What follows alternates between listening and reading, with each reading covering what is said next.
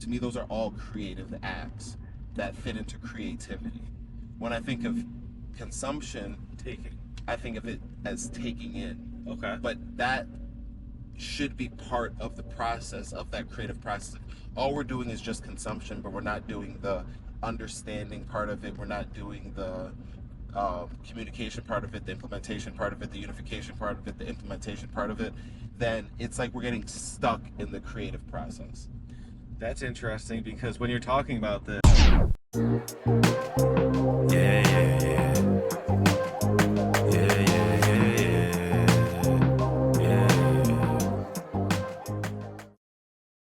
let's get this rolling. Are we rolling? We are now rolling. We're Cool. actually rolling. Let's do this. Nice. Welcome back to another Founders Drive. Back at it again in the where car. we talk about these Founders Drives and other Founders Drives. Yes. What are their motives? Before we get into some of that though, we just had, I think, a really cool push of some product updates. Yeah. We now have the web enabled on the Muse AI search. Yeah, And that's huge. Yeah, I think that is huge. That, I mean, it's access to more live and current information. You already have access to live information on the platform, and there's a level of currentness in the platform already just because of that, and I'm expecting it to grow with that as well. But also being able to access the web and access resources outside of the Constance platform is really dope. So that's really cool to get that out. And then we also have some updates just it's more behind the scenes, but in terms of just streaming information, Infrastructure and stuff the infrastructure is also some updates. So check them out. Yeah, get on Constance right now. Yeah, but that does bring up an interesting thing that happened this past week where Reddit is suing Anthropic for scraping data off of their platform. Apparently they said that Anthropic hit their website at least 100,000 times. Which is kind of hilarious. Like, it brings to mind this whole dynamic of letting a friend, borrow some of your stuff, and then they keep coming back and taking and taking and taking and taking. It's like, hey, I said you can have a little bit. You can have a snack, not the whole kitchen. Like, relax. Yeah. So that's interesting. I mean, the whole idea of it though brings into question how important data is in this new world of AI. Yeah, I mean, it's funny that this is like the first lawsuit that's coming out. I think there was a whole story a while ago around like OpenAI using like Wall Street Journal data. And that was, a problem because you had a subscription for that. And it was like they were password sharing just to be able to get all the data off the website. It's going to be very interesting. Like, I'm sure Reddit's been hit a bunch with all that data, but also like Wikipedia. Yeah. That's free data that people are scraping too. So, and then you see stuff like the Bing search API going down, where it's like, hey, we used to democratize access to all of this data, whether it's on Reddit, whether it's on Wikipedia, wherever, and now that's going away. We said this before, but people are still gonna people. Ooh, okay. People are still gonna people in the world of AI. What do you mean by that? You look at Microsoft and the way that they handled it. They said, hey, it comes down to motivation. And it comes down to like what is driving this company. And when I look at Microsoft's response, they said, oh, we have something that's profitable in this Bing search API. Right. And we see that could be a liability if it lets competition develop.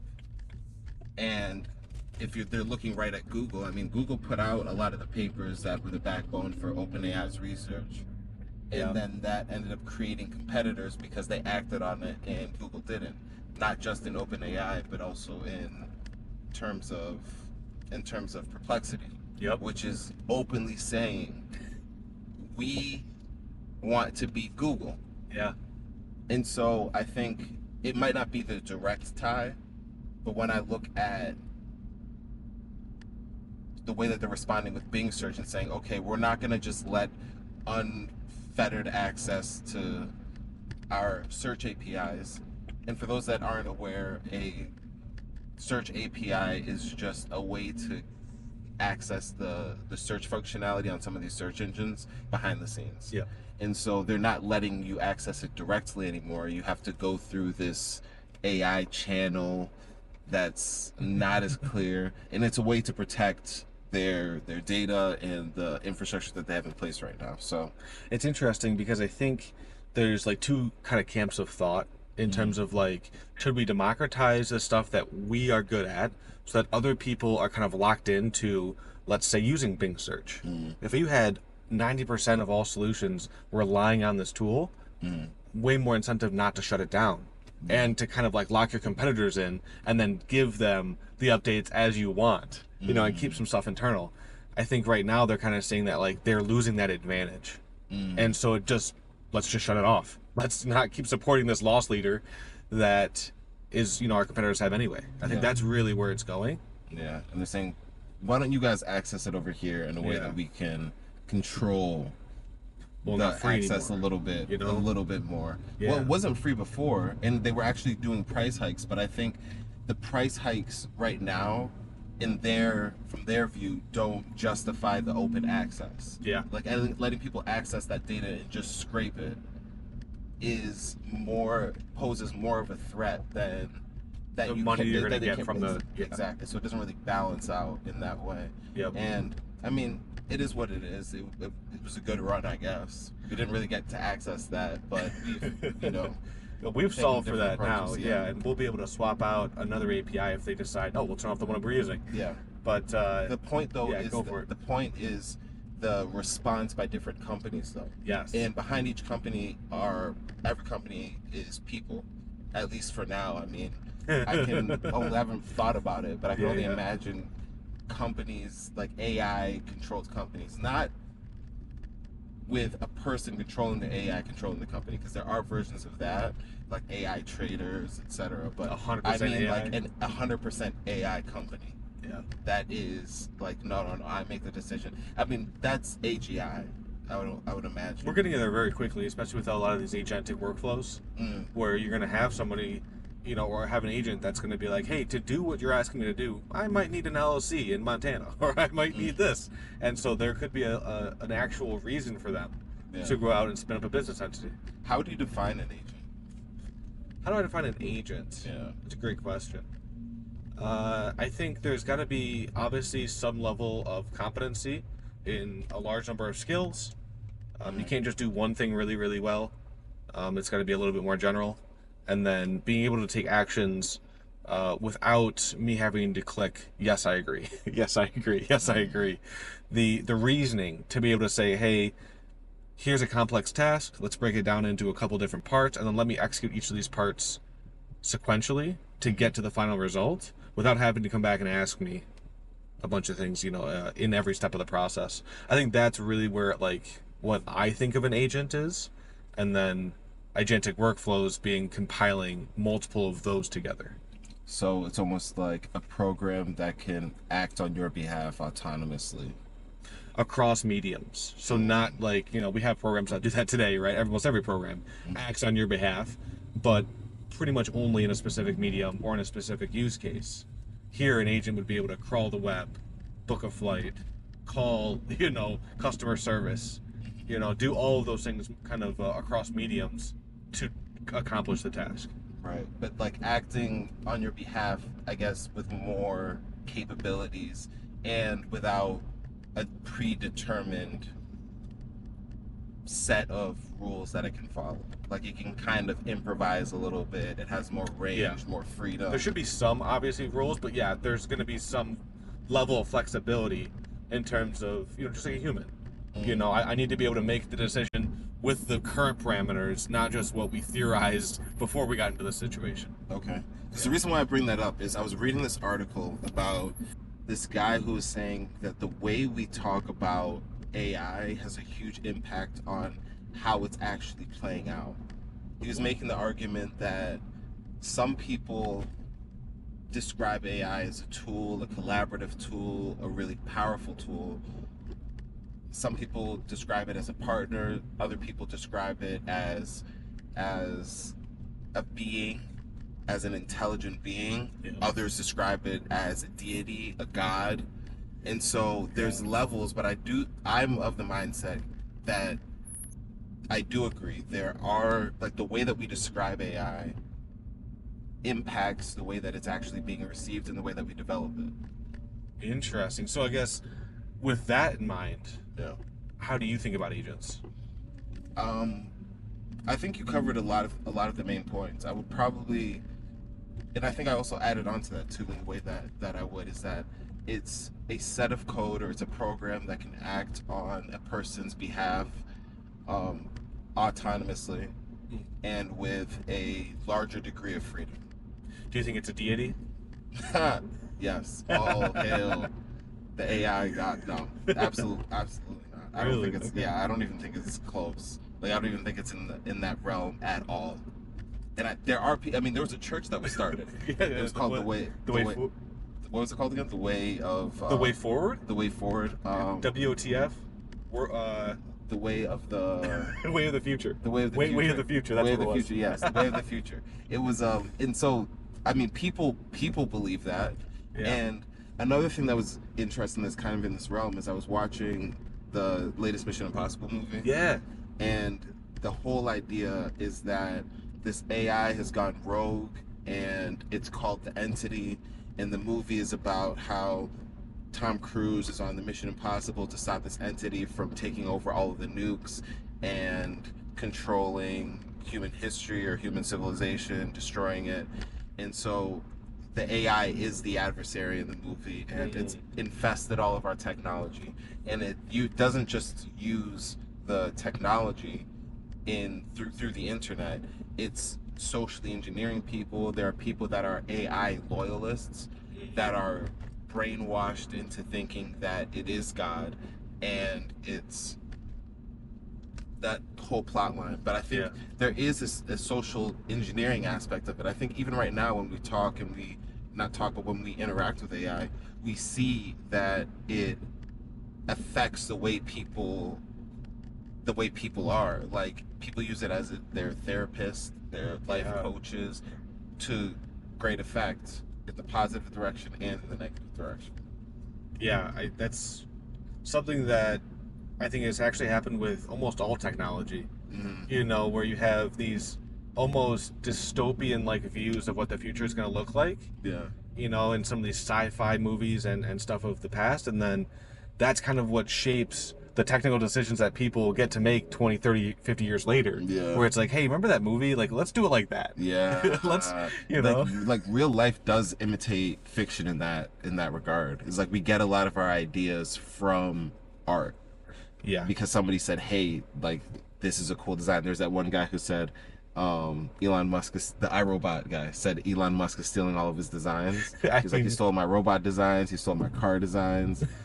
They're definitely influenced. I don't know about steal, but they're definitely influenced. Yeah, but it also goes to your point where that's a reference point. That's what we saw, and we're like, that's kind of cool. I would like, that's how I imagine a robot to be. It's kind of embedded in our imagination. Exactly. Even if we're not explicitly aware of that at the moment. It sets the kind of social norms for what to expect when that thing does happen, and so we will get an AI that will be able to jump between machine to machine and be able to socially influence you.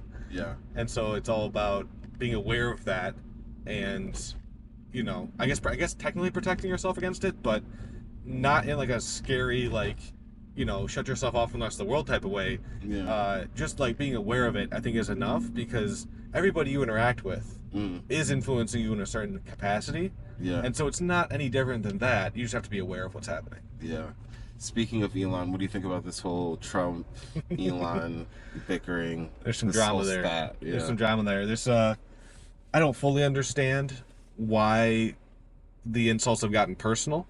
I feel like there's a certain line that's been crossed in terms of just the amount of aggression and the details that have come out in terms of the drama, but it really escalated. It really went from like right here to right here, quick, like from 0 to 100, real quick. And Yeah. the fact that Elon is taking the Epstein route, it's very reminiscent of the Kendrick and Drake beef. That's a good analogy. And when he said, I mean, we all know how that played out, with the whole pedophile accusations and whatnot. And so when I see that, I'm like, okay, that's a personal thing. Exactly. That's a personal. Exactly. Stephen A. Smith said, a while back on the Flagrant podcast, he was saying that as a journalist, his job is to keep secrets. Ooh, to keep secrets as a journalist? He said an amateur journalist gives everything away. He's like, because when you're keeping secrets intentionally and keeping them in your journal, then you become more trustworthy, and so people tell you more and people feel comfortable telling you things more. And so what you actually see on the headlines is about 20% of the truth. It's the headline. It's the headline. It's the not headline. what's actually happening behind the scenes. There's That's way more that's interesting. happening behind the scenes. And so when I think of that in the context of Elon and Trump, to me it seems like there was something deeper. There was something there to go, because it wasn't just the arguing of the big beautiful bill. Or the logistics or the politics. It was you could hammer that all the way, go point by point by point by point. But then to go and take it to the next step is something where I'm like, oh, so what's actually happening here? How do these guys actually feel about each other? and you would hope that there is a reason. You would, every logical person I think would hope that there is something beyond just what we're seeing, and it's not just somebody who Erratic behavior. Exactly. And them just taking it to the 10 without even I don't know. To me it's not really a good look. And maybe that's part of it. Mm-hmm. Maybe it's, hey, if Elon acts erratic, make Trump look more normal. So people will be more like, no, Trump's been saying this, so he's more trustworthy. I don't know. Like I really don't know. In a perfect world, maybe. I think another thing is that even logical people are erratic. Sometimes, of course. And so it's more times than not they're being, or in a specific domain they can operate out of a logic scope or point of view. But I think when things become a person-to-person thing, it becomes harder to maintain that. Yeah. Especially when there's tension or there's fighting. And so I think but the other thing that I saw that was pretty interesting around this whole spat is Naval Ravikant was saying that he believes, based off of his experience, that Elon's very, very set on getting to Mars. Interplanetary. Making human civilization interplanetary. Yeah. And not just for the benefit that could open up to all of mankind, but also because he wants to go to the stars. And so because of that, he's very adamant about wanting to, or the reason why he's getting into politics is so that way he can ensure that doesn't get in the way of him getting to Mars. And the reason why I bring that up also is because he talked about it. He reposted that conversation that Naval was having about him. And so the whole, I guess, through line of this is there's a drive there that's, I think, is apparent. I think there's obviously some personal stuff Very boiling obviously under the some surface, personal, yes. right? But I also think that a big component of it is, hey, if we're doing this big beautiful bill thing and we continue to go down that track and we don't have an America here that can support the goals that I have, then I'm going to be really triggered by that. And we're seeing that. I think you're very correct in terms of Elon is essentially still a startup founder with a goal in mind that he is chasing relentlessly. Yeah. He is not letting even the president of the United States get in between him and what he thinks is the right move for his startup. And I think that is a level of drive and commitment that anybody watching this should have. Yeah. Don't go personally attack anybody that you disagree with, but that level of commitment where you're so bought into and you have so much conviction on what you think your startup can do, that you're willing to debate the president of the United States. Yeah. You know, it's Well, debate's a friendly way of calling it, but yeah. Of course, of course, it's a very interesting drama that's happening. Yeah, so I don't know, man. I guess it still remains to be seen how that unfolds. This episode will be dropped in a couple days, and so we already know how fast the news cycle is now. A million things could happen between now and then. But as it stands right now, I think it just kind of remains to be seen, like what actually happens next and where this actually goes. And we'll be definitely talking about that on our next episode. Yeah. If there's something to talk about, or if it's not completely. That's true. Okay, so, but that does lead into the next thing, where we were talking also about creating versus consuming in this new world. Yeah, something you'll notice, like, throughout this whole drama, if you go to look like, hey, what did Elon say on his, like, Twitter feed, you almost won't find it, because he reposts, like, 300 things a day. Yeah. So, like, you won't even be able to find, like, the juicy stuff that even probably we're talking about. Yeah. You're just going to see hundreds and hundreds of reposts and tweets from him in the meantime. He's flooding his timeline. Yeah. That actually gives me something that I think we can talk about in the super secret drive. Okay. Yeah. That brings up an idea, is his volume of posting. Yeah. And Gary Vee would be proud. Gary Vee would be very proud. Content. But no, but that does hit on a point right there where he's definitely like he reposts a lot of what he's actually doing in his startup stuff too. Yeah. Like that's something that people, and it's weird that we're calling it a startup, because SpaceX and all that stuff was founded like 20 years plus ago. But it's I guess a lot about the startup is mentality. Like Jeff Bezos would had the whole saying of day one mentality. Let's operate like it's day one. Let's not get comfortable. Let's grow. I think a lot of startups put a premium on growth, and that's what is a big indicator. It's not really in startup. I don't even think is the best label for a startup. It's been co-opted a little bit. Like, I know Paul Graham had a whole essay on, like, what is a startup? And one of those pillars was growth. Yeah. It's like you have to be growing at an exponential rate to be considered a startup. Otherwise, you're just a business. But you're right. There probably is a better term, especially now with the companies that are getting smaller and smaller, being able to do just as much, as some of these other big companies. There's probably a new term that we can use to describe those kind of entities. Yeah, but go back to the create consume thing. Yeah, I think just in terms of Elon, he is creating way more than he's consuming. And I think in this new age of AI being democratized to everybody, like you'll see it even with like these new faceless, viral videos of like the Yeti or the Bigfoot travel vlogger. People are able to create so much content that it's important to stake out your claim in the world by creating more than you consume. Talk about the AI travel vlogger. It's just like, Google I.O. had their, kind of release of the new AI models, Gemini, and then the VO3, which is like their video model. And now everyone's kind of getting, better and better at using it. And so these people are putting up travel vloggers in the style of like Bigfoot or Yeti with a GoPro, and it's really, really good. Like the human speech is really good, the lip syncing's perfect, even the video quality is extremely well done. And so now it's all about taste. It's all about, what do I think people would actually want to see, even if it's the most outlandish idea you've ever heard of. Yeah.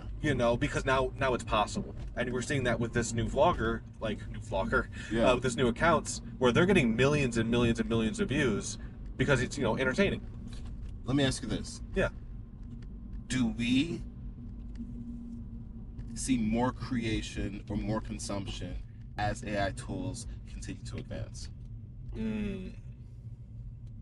That's interesting.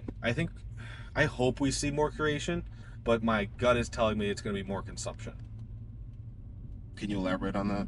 I think for people that want to break out of the everyday, their 9 to 5, whatever they're stuck doing, I think creation is the way to go. That's how you're going to achieve the dreams that I think you think are possible, right? Like everyone has that idea of like, hey, I'm not really achieving my potential. I could be doing so much more. to me, creation is that ship, that lane to get you there. But I also, people are very lazy, and it's really easy to doom scroll. And so, just because there's a lot of new ways to create, I think there's going to be just as many reasons to doom scroll. There's a fine line between entertainment and distraction. Pause. Say that again. There's a fine line between entertainment and distraction.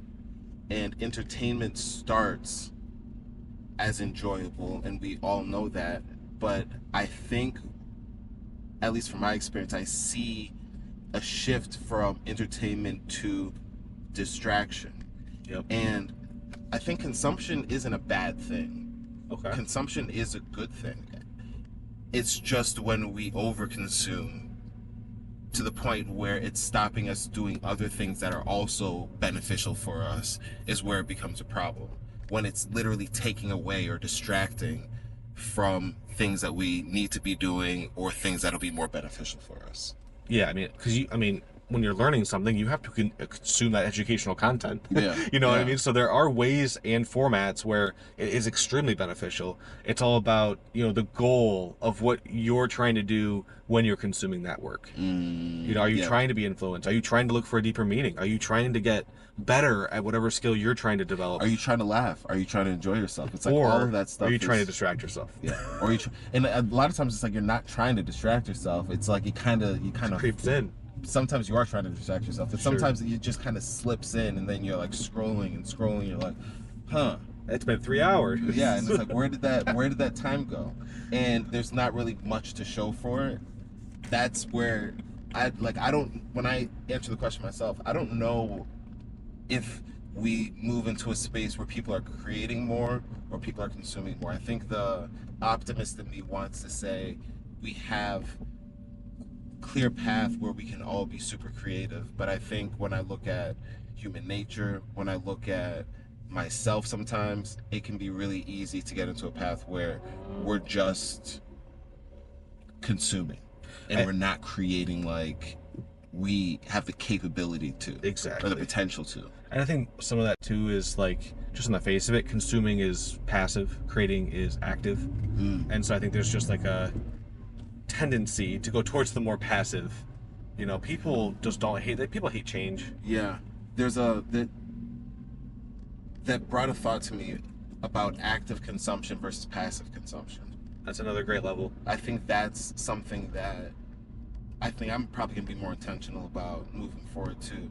There have been moments of that, but I think just placing the importance of when I'm taking something in, not just doing it passively to fill the space, but to be active about it. Make sure that I am taking, if I'm enjoying myself. If I'm watching a movie, be in the movie. Don't just kind of have it pass by me, right? And be like, okay, what happened? Because I think when we're intentional about things, we naturally balance things out better. It's mostly the tricky thing right now is not turning our brain off and going on autopilot. I think there's a lot to be said around intentionally consuming, even if it's for entertainment. Like we touched on, like being in the movie, there's value to be added to your life if you're looking at it, that way. If you just want entertainment, that's fine too, but like there's a lot of value if you are looking at it actively. So that's a huge, it's a game right there. Yeah. To be able to like actively listen. And then that ties into what we're seeing with like these lawsuits in terms of Reddit and Anthropic. It ties into this whole Trump Elon drama. Like, yeah, we're all consuming this stuff. But like, why are we consuming it? Why are you pushing that to us? And how does it actually impact me? And what can I take away from it? Because there are people that will cause drama just for the attention. Yes. And not just in a friendly way, but also for business purposes. Yeah. Kanye West is a prime example of stirring up drama just because it's an attention getter, and he doesn't feel bad about causing drama to get sales. Yeah. And there's more examples of that. That's just, I think, the most universal example. But the point being is that there's a lot of things that are pushed our way and it's like force feeding us. Yeah. And it's engaging. It's playing to our interests, our DNA, what we are. And I guess that kind of goes in the case for, okay, maybe we end up consuming more than we create. Another thing that I think about when I think about creating versus consuming is making versus taking. Ooh, is okay. And I think that the taking, the consuming thing should feed the making. Okay, what do you mean by aspect that? of it. And also to be clear is that I think that you can have a making, like making doesn't just mean a tangible thing. It can be making a moment. Sure. You know, it's like I want to make a really beautiful moment, and so I'm watching things that will maybe help me make somebody laugh later, have a great conversation, or something that brings clarity to somebody. It doesn't have to be a product. Like I think we're always product focused, but having something where it's beyond just product, but it's also the moment and the experience can also go along with it. In the vein of founders driving business, those things also aid in the product. Yeah. But going back to the one feeding the other, the taking versus like not just versus, but also one complementing the other. The yin and the yang of The it. yin and the yang, the complementary nature between like the two acts. I think they're just fundamentally different, but they go together. Because when I think of creativity, I think of one seeking to understand, seeking to gain a deeper understanding of what you're doing and what you're trying to create. I think of using your imagination. I think of communicating what you're learning and also understanding what people are communicating to you. I think of bringing people together. I think of implementing and taking action. To me, those are all creative acts that fit into creativity. When I think of consumption, Taking. I think of it as taking in. Okay. But that should be part of the process, of that creative process. All we're doing is just consumption, but we're not doing the understanding part of it. We're not doing the communication part of it, the implementation part of it, the unification part of it, the implementation part of it. Then it's like we're getting stuck in the creative process. That's interesting because when you're talking about this, I think that's why when people ask for like your hot take, there's like a through line there. They're asking you for, hey, we've given you this information, you've consumed it. Now, be creative on what you've heard. Yeah, Like, yeah. what do you actually think about this, and critically think about what you've heard, and what's your hot take on this? Like the whole reaction, whole Yeah. reaction videos. That's a whole line of creativity. People have made millions of dollars reacting to content. Yeah. One of my favorites is a scene from Bo Burnham's special, Inside, where it's about a 30-second clip of him filming a video, and then him reacting to the video, and then him reacting to the reaction of the video, and then him reacting to the reaction of the reaction of the video. He does like 4 or 5 times. Yeah. At the end, he's just like, "What are you even watching this for? What are we actually doing here? What are we actually doing here?" But that, like, I mean, it's kind of the world we're in right now. 100%. It's a through line to that art expresses a lot of what we see on YouTube and these other platforms of people giving hot takes or even just reactions. That's also a big one, is reactionary content. Yeah. With the whole steps that I was outlining right there, something that I have been thinking about a little bit more in depth. I've been in this whole manifestation side of YouTube. Okay. And I find it very interesting. It's one of those things that's very interesting to me because on one hand, there's a lot of bullshit surrounding manifestation. Yep. And then on the other hand, I think that there are some interesting actionable points, but it's one of those things where it's the message and the messenger that can dilute a lot of the substance. Yep. And so if I were to go through that creative process, the creative acts again, you would have maybe at the top of the funnel consumption, like I was saying, or like we were saying, consumption, you're taking information in, and then there's, I said understanding, but I would almost equate that to manifestation.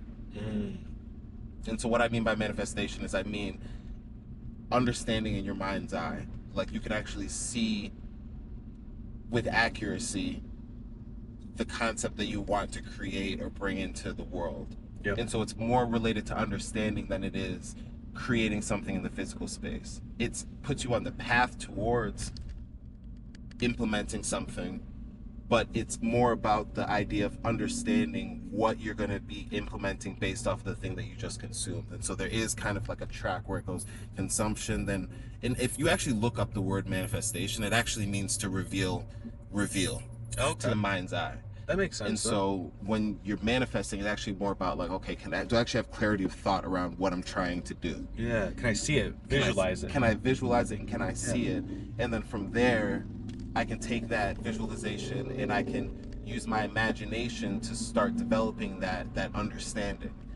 Create, a mental movie of sorts that I can then use to communicate to a larger audience, bring people together, and then build something. And that's a full creative act. But so that's like where I was, but I hadn't really thought about the consumption part of it and where that fits. But that I think makes sense at the top of the funnel, where it's like at the end of the day we have to take information in and to make sense of the world. And how we end up using that information is part of our creativity. But it's so fascinating to me because there's a lot of people that are stuck on the whole idea of manifest and then it just boom, it happens. And I've never really been somebody that has been able to make sense of that. No, but that's that's where I think the message and the theory and the actual content falls off, because these people are pontificating. If you just think about it, it'll happen. And then it happens, on the off chance, the random chance it happens to one person. And then they're like, yeah, this is how the world works. I think there is a lot of value in manifestation in terms of being able to visually see what you want to bring in, like you were talking about. And all of that, like, to me is like the certain, like you were talking about, the kind of steps that you go through as a creative to make sure that your work has integrity. And that's really, to me, what's at the heart of that is I want to make sure what I'm putting out, what I'm giving a take on, or what I'm consuming or creating has integrity. And by integrity, I just mean aligns with my values. And so that's part of it. I need to be able to consume this stuff, give my kind of flavor to it, and then form it in a way that I'm happy to put it into the world. And to do that, I need to be able to manifest that in my mind. It's like it have intention behind that. Exactly. And so that's something I'm probably going to do another video of that and expand on that a little bit more, because I'm just so sick of people saying, no, I just kind of sat and I thought about it and then it happened. And then if it's not happening, people being like, well, you need to manifest better. It's like, that doesn't make sense. And it kind of irritates me because I'm like, it's kind of a grift. I don't know if it's a grift or I don't know if people just don't understand, but part of the way my brain works is I like repeatable success. I don't really feel comfortable with a one-off random chance. Accidental success. Especially when we can make it more consistent with more insight, more reflection, and then more practice. Like, that's something that I like, is repeatable success. But one-off chances, I'm like, it's like red flags everywhere. And being able to identify that stuff, right? It's super important. And that's all about, making sure you have the right filter when you're consuming. So consumption, I think it has its place. I think it's top of funnel, but we don't want to get stuck there. Manifestation, I think, has its place. It's right after consumption. It's, okay, I've seen these things, now can I conceptualize of something in my mind? But we don't want to get stuck there. Right. And we also don't want to get stuck at the imagination level and get in our heads and see it all but never actually do anything. And even before we do the thing, I think, like, knowing that we need to be communicating, knowing that we need to, there's a benefit in bringing people together, and that value, being able to do that whole process chain is correlated with the amount of value that we can bring into the world. Tapping back on our boy Elon for a minute, outside of the whole Trump Elon debate, is I think one thing that is really clear with him, and this is something we talked about on the last Super Secret, is his ability to visualize what he wants the outcome to be and how powerful that actually is.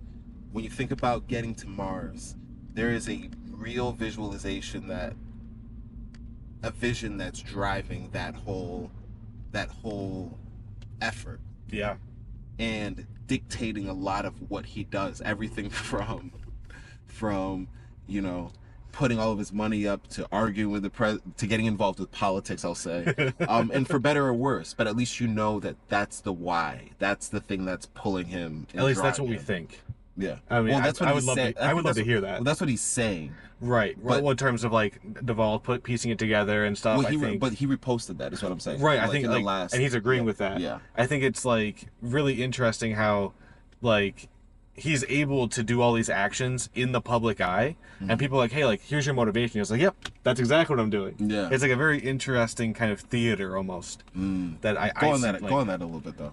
I just there's a little bit of like, I don't know, theatrics in terms of what I feel like is happening in terms of like the amount of like personal damage that could be, I guess justified from some of these erratic moments versus the actual value that he's trying to get in terms of like getting to Mars. Like, you would think that some of these things, and maybe it's just like erratic behavior, irrational, but some of these plays would probably hurt his chances of doing that vision. That, I think, is a very accurate assessment. I think let's go a little bit deeper with it. Okay. When I think about that, the thought that popped into my head as you were explaining was how something that's erratic to one person, irrational to one person, might look erratic to somebody else, especially if they have a different value system and they have a different goals and a different vision in their head. Right. And so that's what I was thinking of a lot with Elon Musk there. But I think it also takes really defining what you care about, what you think has value, and then doubling down on that and staying very aligned and integrated with that end goal and that end vision. And I think that becomes really clear when you have a really clear imagination, and when you have a really clear, when you can see what you actually want to happen. Because again, like, if you've done that and then somebody else hasn't done that to the depth or has done that level of reflection, but they have a different set of values in a different vision, then everything that's contrary to that is going to seem strange. Or they're going to take a different path to achieve that vision, which may or may not even be in the realm of what you're thinking about. Like, if you or me had the vision of like, let's go to Mars. Yeah. And we're not in it, like you said, we're not in it so deep into it. Our brain might not think, hey, let's accuse the president of this, Yeah. But, being in these situations where this is like his life, that's, I guess, one of the options on the table. Yeah, and you're willing to do different things because, again, you're seeing different things, not only in the real world, but internally. Your mind's eye is seeing different things and drawing different conclusions and leading you to different actions and outcomes because of the thought that you have buried in your head. Yeah, a lot of that I think is also just like one more point to add on to that is that the thing that you see in your mind's eye is essentially your truth. Like that's like your grounding truth. That's what you believe is true. That's what you're holding as like your conviction. Yeah. And so and you see this with not just people's startups, but a lot of things that people think are true or that hold a lot of conviction around. Yeah. People are very passionate about that. Yeah. And willing to do wild things. Yeah. Yeah. What's also kind of interesting about this whole dynamic is the split between the loyalists with Trump and then the Elon loyalists too. Yeah, it was great when they were all having a party together and everyone was getting along. Yeah. But now it's very clear you got some camps of people that are like, maybe I'll change my thinking here. Yeah. So it's interesting stuff from like consumption. So in summary, I don't necessarily think it's consumption over creation. I think consumption is a part of creation, and you don't want to get caught in that process. At least that's the conclusion I've drawn after we've talked right here. Wasn't clear in my head before. I think that's true, and the reason that we are talking so much about the Elon and Trump thing is because we want you guys to actively consume this stuff, not just passively. Yes. Actively consume this stuff. Ask the same questions that we're asking. If you guys have any thoughts or things that we didn't touch on, throw them below. Yeah. We would love to expand our thinking in terms of what we might not be thinking about, what we might not be considering. So yeah, reach out to us on the Constance community, and I guess we'll see you next one. See you in the next one. Peace. Peace.